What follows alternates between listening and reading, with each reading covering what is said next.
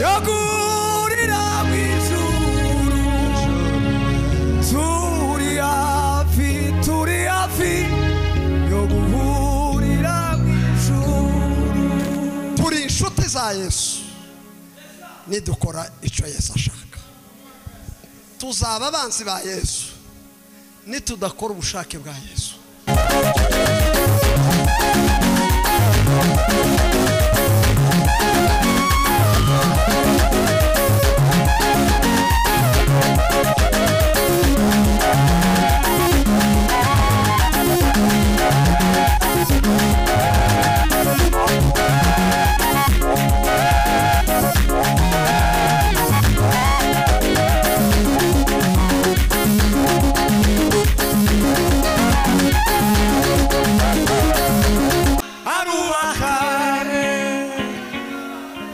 Monsalime, ma timbre de cas, avisation de corps.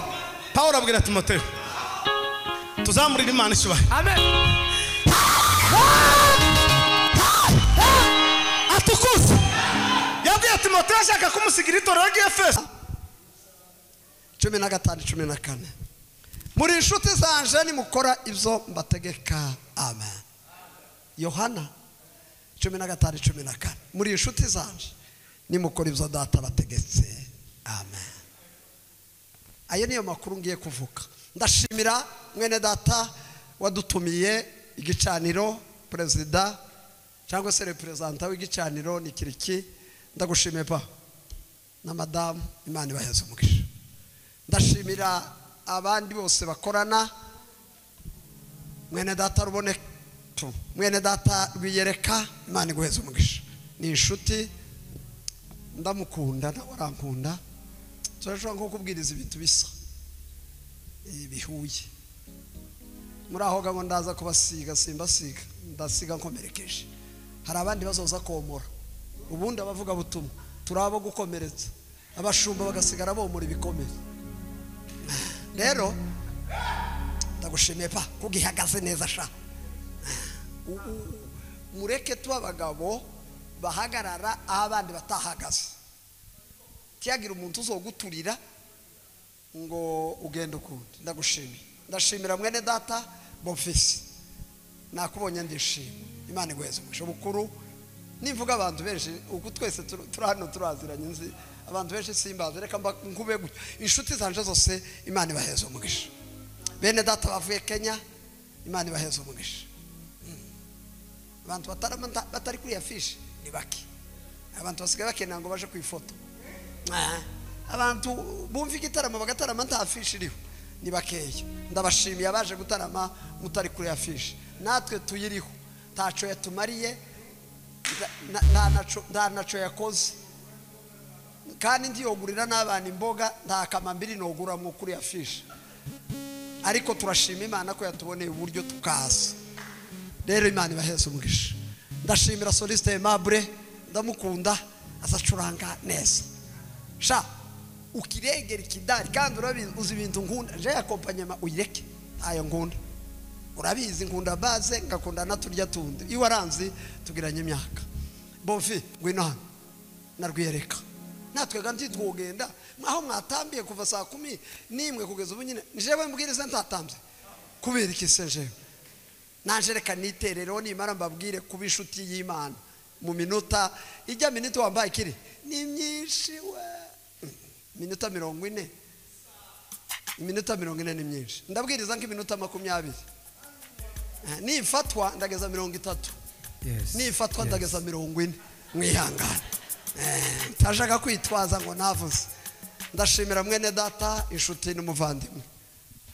Jewe sinari nkuzi kandi ko kuri nibwo bwa mbere ko kubona, ariko nyine cagiye umuntu ahagarara imbere y'abantu baza bakumenya ari benshi. Ndagushimiye ko wakomeje agakiza mu hano hirya mu Bubiligi. Uracafite umwuka kandi umunyamwuka buriya tuzatumupimira mu mwuka. Imana yatubwiye ngo uracahagaze neza ukomerezaho. Ubaye inshuti ga nawe tuzatuvugana nabo mu Bubiligi. Sari wacu kandi tururiho tuzokurenga neza turenguke hirya yaho kandi da pima kandi wihuta sha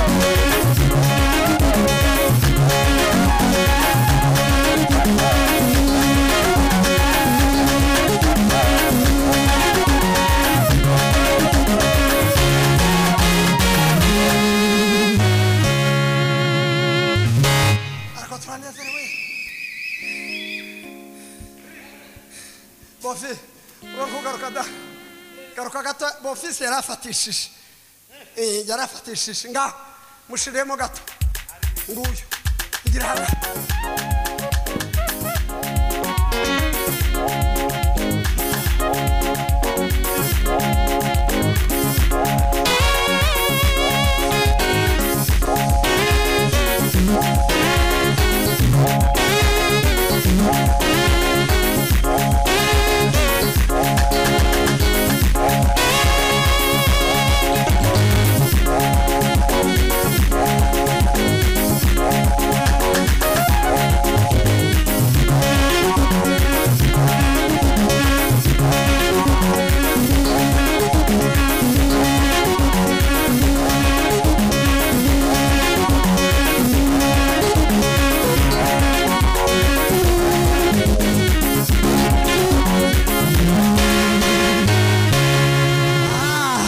Barikiwe sana.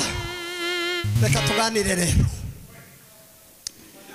Nitwizera tuzabona Chagihu chamishuru kandi yo ni inkuru nziza nabiza tugerageza turi hafi yo gurira mw'ijuru turi hafi yo guhurira mw'ijuru turi inshuti za Yesu nidukora icyo Yesu ashaka tuzaba abanzi ba Yesu nitudakora ubushake bwa Yesu ibintu ni bibiri tutanatinze urashaka kuba inshuti ya Yesu kora ibyo Yesu ashaka urashaka kuba umwanzi wa Yesu kora ibyo Satani ashaka ni ibintu bibiri bidasabye theology ngo tubabwire ngo abasedwa ngo baraje ngo oya ngo igitabo cha cy'ibyakozwe n'indumwa ngo candikiwa ngo Paulo ngo yarafunzwe igifungo ca kabiri taco bibamarira ikintu kigira ico kibamarira ni mukore ibyo Kristo ashaka mu bishuti se cyangwa ni mukore ibyo Kristo adashaka mu babanzi ba Yesu ariko uyu mugoroba ndabifuriza kuba inshuti y'Imana titwavuga ngo amen haleluya natukufu haleluya amen ndanezerewe amen ushaka kuba inshuti y'Imana kora ibyo Kristo ashaka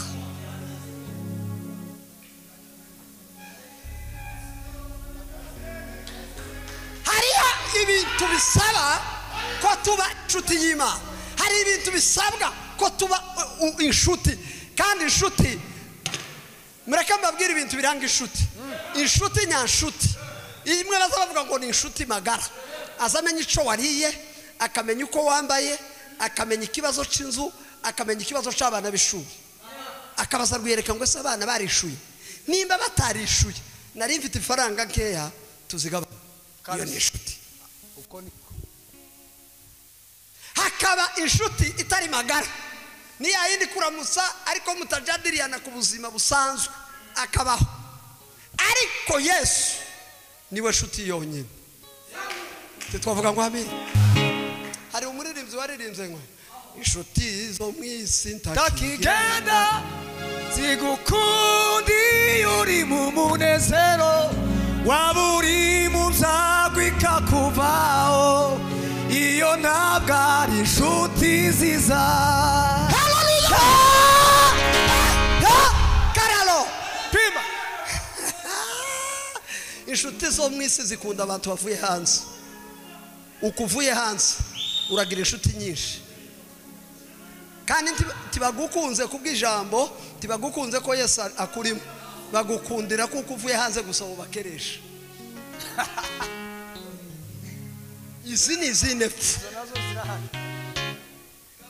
uzorebe iyo umukobwa wo hanze cyangwa umuhungu wo hanze akora ubukwe bazakunda kubahamagara cyane je sindashayo ariko hari umuntu umwe wabimbwiye agashaka relation ngo ndi umwana wo kwa nyoko wanyu wa nyoko wanyu akabijana cyangwa akavuga ngo ndi umwana wa nyokorome waso kugira gusa ngo azose mu bukwe bw'umwana uvuye hanze taco bimaze hari inshuti tuzatubwira ibyacu ni Yesu we Nazareti haleluya haleluya twavuga ngo amen amen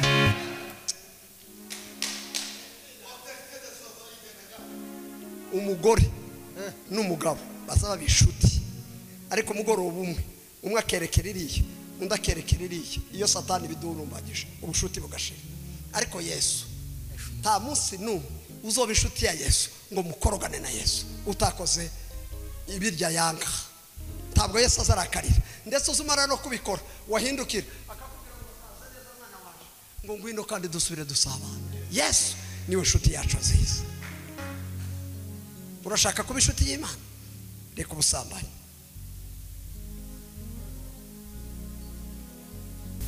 abantu ko barasambana bakaruha bagasambana kuri kamera mwe matike kola ariko ni gute umuntu ataje gukora icyaha yamara akagikorera kuri video call nimba ari biki ubushaka kwerekana iki? Reka mbabwire, izo ni imbaraga z'abarusi n'abafumu n'abakonikoni n'amapepo yateye itorero kugira ngo itorero rishira agaciro. Ariko mureke mbabwize ukuri, itorero ry'Imana, Imana yaravuze ngo nzaryishira ridafite ikizinga n'umukanyari, kandi ngo amarembo y'ikuzimu ntazarinyeganyeza. Abayo Imana irabakomeshe, yaravuze ngo mbafite mu kuboko, ngo ntawushobora kubavuvunura. Haleluya!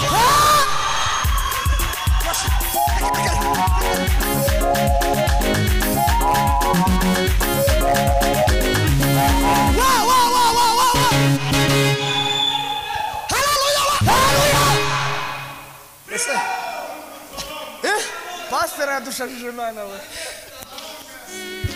Mandela so kaletandola zile. Umekuvuga sha. Titwovuga ngo haleluya haleluya. Muzu umuntu uzawumva ziriya mvuga vuze ni umuntu uri inshuti ya Yesu. Umuntu w'inshuti ya Yesu yumvishije. Naho igifu kitari inshuti ya Yesu cico kumva kizakibaza. Bibiri zivuga ngo nuwo gihura mu isekuru muri bakagihura bakagitwija ndico kumva. Reka ni mu bishuti baya kubushuti. Reka mbabwira abantu babiri babaye inshuti z'Imana n'Imaranisha. Titwavuga ngo amen. Amen. Nasanze hano habaye amapepo yo kutisokoza. Hano hari amapepo yo kutisokoza. Kandi abahungu nibo batewe. Nimwamagana umwuka w'abazima. Mapepo. Mbabwiza ukuri kw'Imana. Hari ibintu bimwe tuzatwita civilize, ariko kandi atari civilize. Umukristo uhagarara ku uti sirimba umusatsi usa n'uwo bakarase, afite problem, afite ikibazo bikomeye. Ariko inshuti y'Imana, ariko muzamwibuka titwavuga ngo amen. Kandi yeme muzamutumva mwumva Imana. Titukaza hari umugabo umwe nabwiye muri Kenya, ndamubwira ngo gabanya ubwanwa yamarakara n'ifaranga yari yatazoza kumperekeza ngo ntiyazitanga. Aho ukuyeme uko ndacara umugabo wo kubura itike kuva muri Kenya ngo ngere hano kuko muhamumbona ko murabona no buri 180. Ariko abantu bagira imyumvire imeze gute? Bamwe batangiye kwita hanze. Nico kiza kibereka ku ijambo. Haleluya!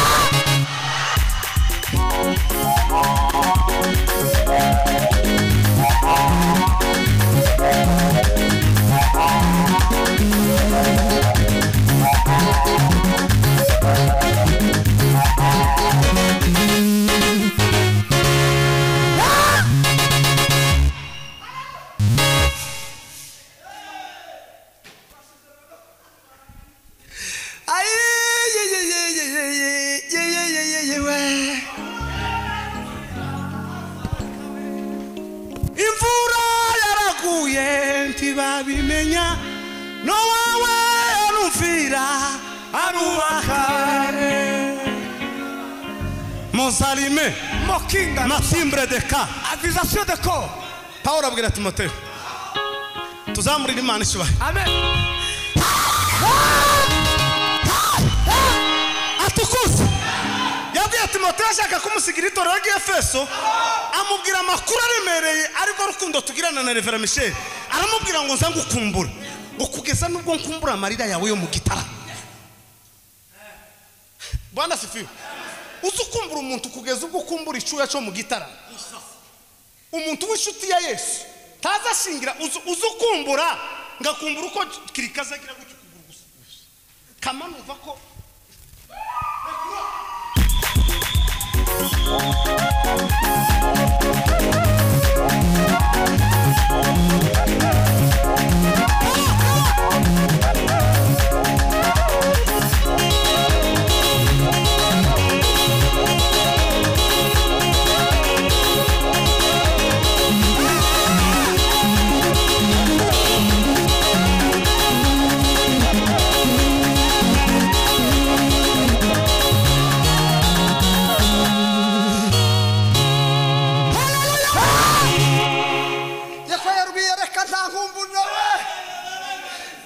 umunsi umwe Pawulo yabwiye Timoteyo, aramubwira ngo Timoteyo mwana wanje nkunda, ngo nazaje ubutumwa bwiza, ngo urasigara amahoro. Aramubwira ngo narwanye intambara nziza, ngo narangije iby'urugendo, ngo narinze kwizera kwaje, ngo igisigaye mbikiwe ikamba ry'ubwiza, ngo ujye umucamanza azapfa kuri wa munsi.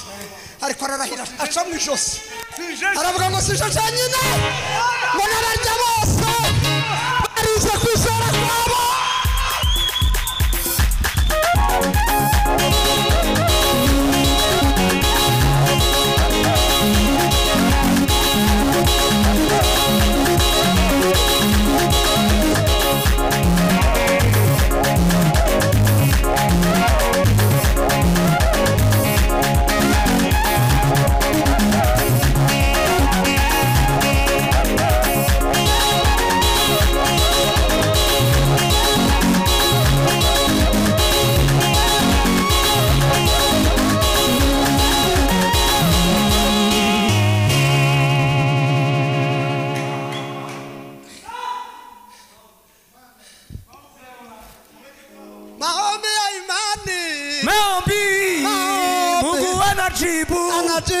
Maombi kuitwa kwa Samueli mwana wa Elokana kulitokana na mama yake Ana. Mama Ana alipanda Shilo ili aombe Mungu ampe mtoto. Maombi ya imani, maombi Mungu anajibu.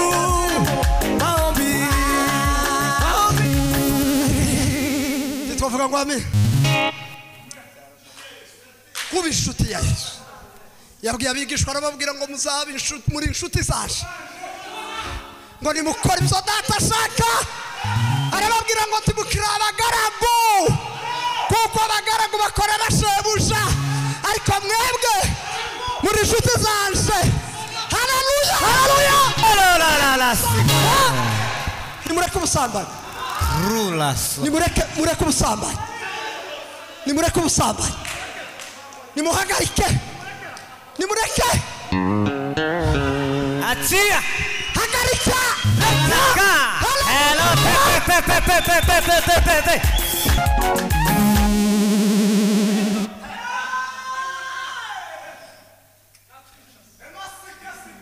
umunsi umwe Pawulo yageze Korinto, ngo ahasanga abantu bamwe ngo ni aba Paulo, abandi ngo ni aba Pawulo, abandi ngo ni aba Kefa. Pawulo ahagarara mu iteraniro arababwira ngo se muri jewe na Paulo na Kefa ninde wapfiriye muri mwebwe? Twese turakomoka ku mwami umwe Yesu. Ngo ahagarara mu itorero arababwira ngo itorero ntizarigira amacakubiri, nimuva mu macakubiri nimwegera Imana. Ninde wabarose? Pawulo abwira abagalatiya, arababwira ngo se mwabagalatiya we, ninde wabarose? Mweretswe Yesu Kristo wabambwe, none muri kugaruka mugakora ibibi. Ese kutisokoza niki? Ni uwuhe mwuka wateye kutisokoza? Ni uwuhe mwuka wabateye? Ninde wabarose mwabahuguma? Niki?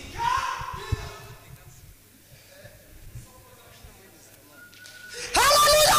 Haleluya! Ninde wabarose? Mweretswe Yesu, mweretswe kogoshwa neza no gusokoza, none mugarutse mu kutisokoza. Ninde wabarose mwabana bacu?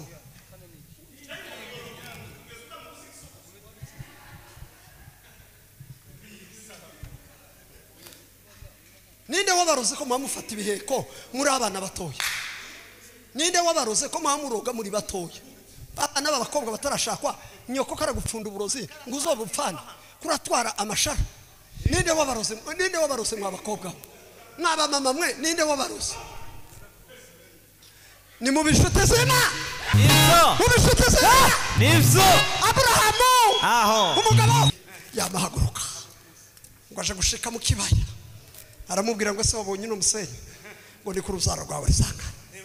Reba hejuru ngo kuri inyenyeri zingana, ngo niko. Amaze amubwira ijambo risari intangaza, aramubwira ngo sha nzaguha umugisha, umuntu nawe ukwifuriza nzawuguha, utazo ukwifuriza nzawuguha.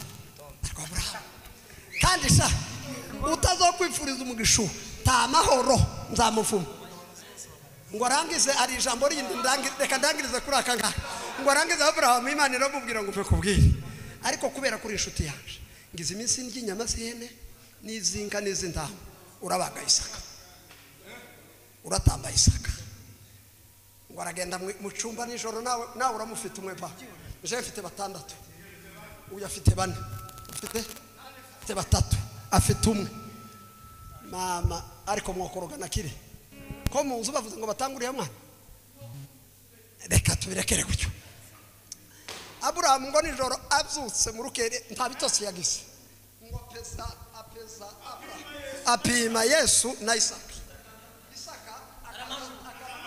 akagera kuri 0 ngo arangiza aravuga ngo shahu wa mugore we sinkubwira ndamushinja mu gitondo wabe mu gitondo atora inkwi atora ikibiriti atora inkoki ibyatsi biza gufatisha umuriro abwira umugore ngo sheri ndarenze ngiye gutambira Imana ariko wowe urasigara ngo ajana n'abagaragu ngo bagere mu nzira abwira abagaragu ngo namwe nimusigara bigira imbere ngo bigira imbere umuhungu we ngo aramubaza ngo se papa dada we niko twakaza tuvuga kera mwebwe mwasanze bazabita papa twebwe kera yari dada we ariko dada yari mwiza ngo aramubwira ngo se dada we ko wikoreye inkwi n'ikibiriti n'ibyatsi n'imbugita none ko twakaza tuzana ibyo gutamba none turatamba iki ariko inshuti y'Imana aramubwira ngo papa tibikugore Imana irirokera ico tere butambi ngo bagere ku gitabo bombi barafatikanyije akamubwira ngo singiriza inkwi singiriza amabuye ngo barayapanga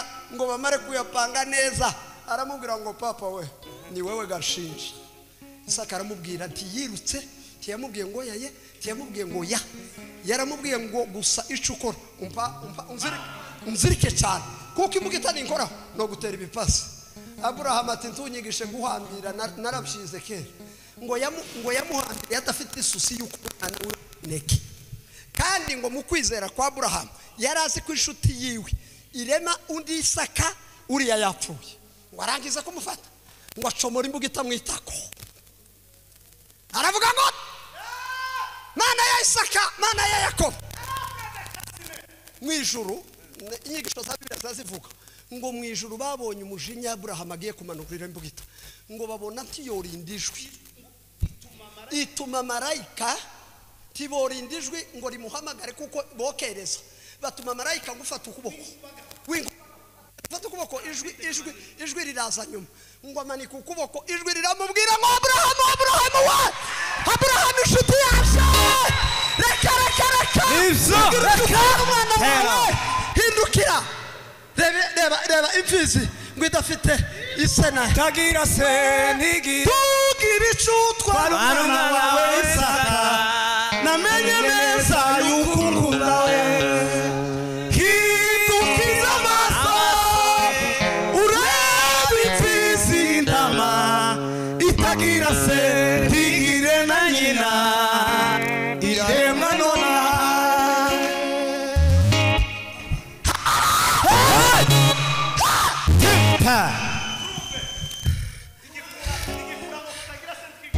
muza hiyo ntama yavuye mu ijuru rizarirema mu gihe inshuti yayo yagize ikibazo ijuru rizarirema mu gihe inshuti y'Imana yagize ikibazo yeme ni mu bishuti ya Yesu mukora ibyo Kristo ashaka mureke ibyaha twubaka ubwami bw'Imana n'Imana ibaheze umugisha amen